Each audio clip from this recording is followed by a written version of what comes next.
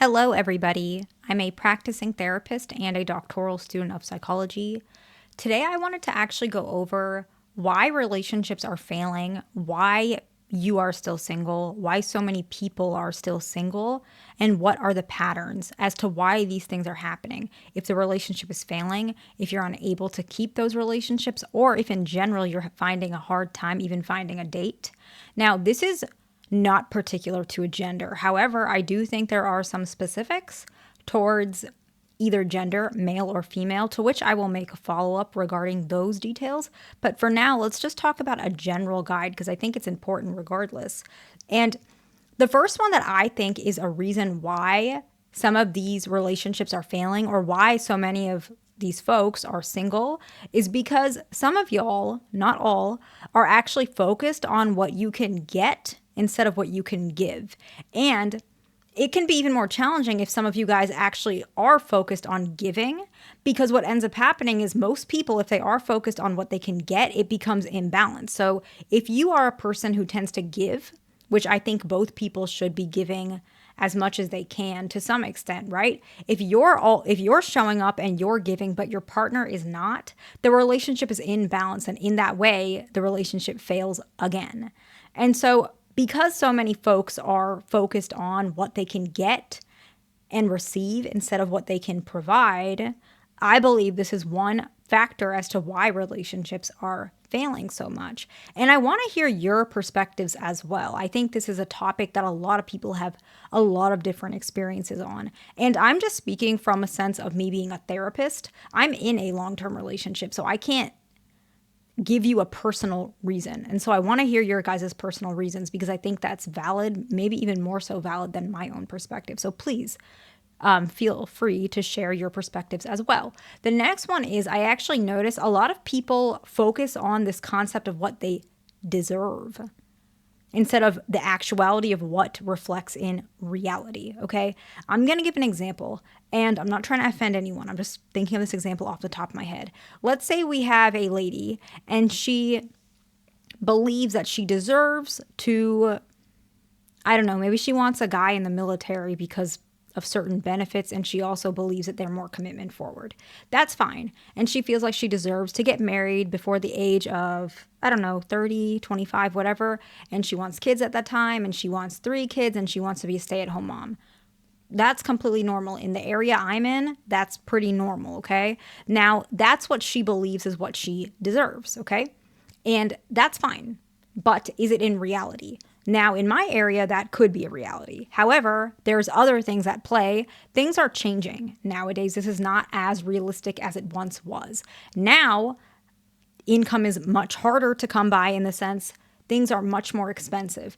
Things are more harder to keep relationships afloat for so many reasons, right? People are choosing different paths of career. There are more of a population nowadays. And so the idea of someone staying home and taking care of kids, that's actually a beautiful goal, right? But it may not be feasible for every situation. And what can sometimes happen, unfortunately, is you can have some of these goals, but what ends up happening is you can be a little bit slanted. So sometimes people really want a relationship to work, and for that reason, they have children with somebody, even if that relationship was not foundational. And then what ends up happening is they become a single parent. And so now they have to raise these children while also working, and they ended up not getting what they wanted necessarily. And so sometimes if you hold so tightly to something you believe you deserve, you don't recognize where some areas need leeway. Whereas it might be more beneficial, let's say this hypothetical lady, she wants to be with a guy who's in the military, who has certain benefits, she wants to be a stay-at-home mom, she wants to get married a certain time, a certain age,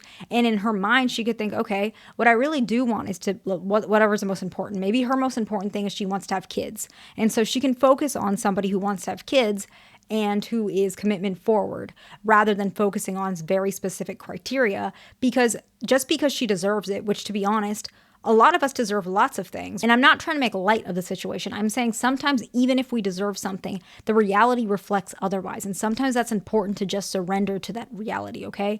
I'm not trying to be harsh. I'm just trying to be realistic at what this really is, the reality of what's happening, okay? The next one is a lot of people actually expect unconditional love on their conditions, okay? I think a lot of people don't realize that. most types of love in this world, from my observation, has some conditions, okay? You can't scream at somebody every day and expect them to stay. That's not healthy. You shouldn't expect that. And I know a lot of folks, I'm not saying you do that, but you expect to be loved for your flaws, but you are not loving someone for their flaws.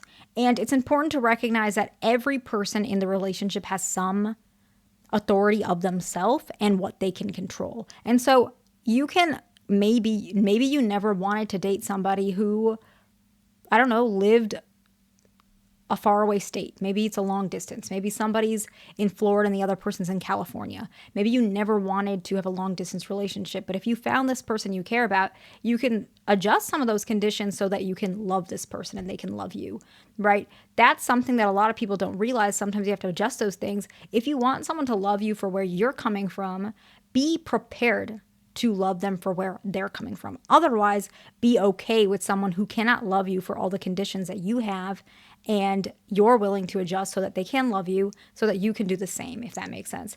Meet your partner where they're at and don't expect something for them to adjust if you can't do the same, okay?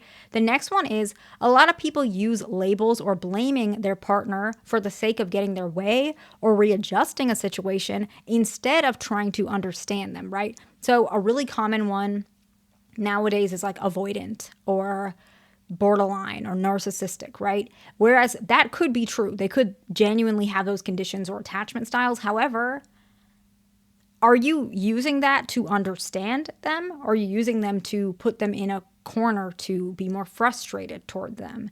If somebody, let's say, has NPD, are you saying that to blame them? Are you saying that so that you can feel like the victim to that situation, where you might be? I'm not saying you're not.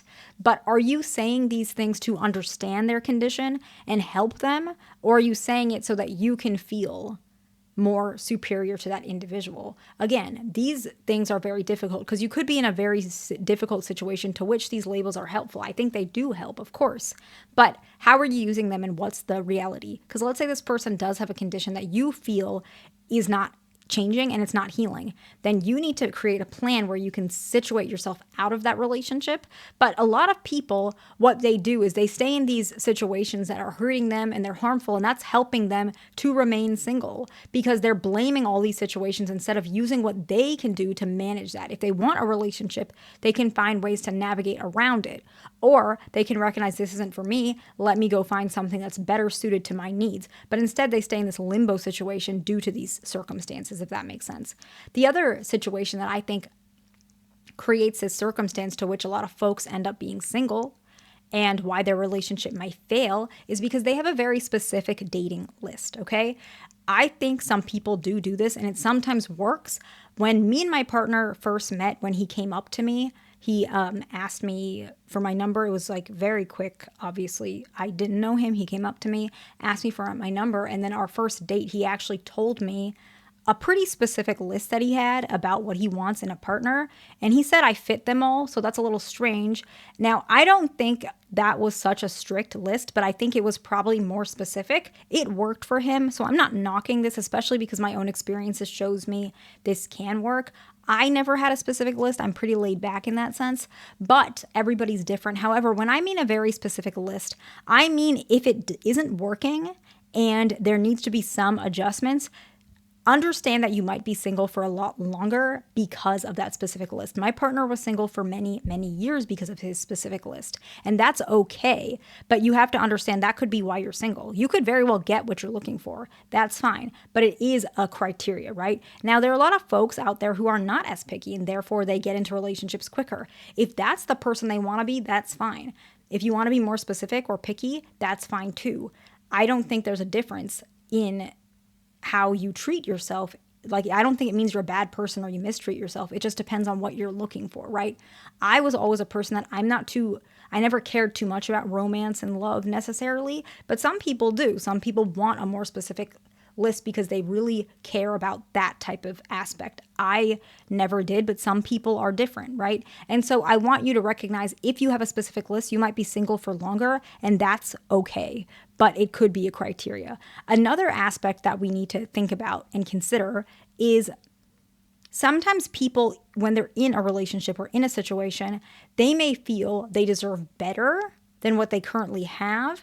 And they're not thinking about the possibility of trying to make it work before leaving or seeking out another relationship. I think that's a very common issue. And I don't think it's necessarily bad, but I do think that will make you more likely to be single if you continue to do this, right? Especially because if there's a certain criteria you're looking for or a certain timeline, sometimes you have to try and look at what you need to manage or what you have to let go of for that particular case. And the last one, I think, is one of the most common reasons why a lot of folks are single. You may be trying to make a relationship work with somebody who's not your match or who's not compatible to your lifestyle and who you are. A lot of people understand this about your emotions if they don't meet you emotionally or romantically. A lot of people understand that compatibility, but sometimes it's also a lifestyle issue. If a person likes to sleep in and you wake up at 7 a.m., do you think that is going to be compatible? If you're okay with that, that's fine. But these small issues can create incompatibility. If someone isn't much of a texter and the other person really likes specific texts, I feel like that relationship might not necessarily work. And so those are some of the reasons why I think relationships fail, or why you might be single. What do you think? And I'm not saying single is a bad thing. I just think this is an important conversation. Let me know your thoughts. Please subscribe, like. I'll see you in the next one.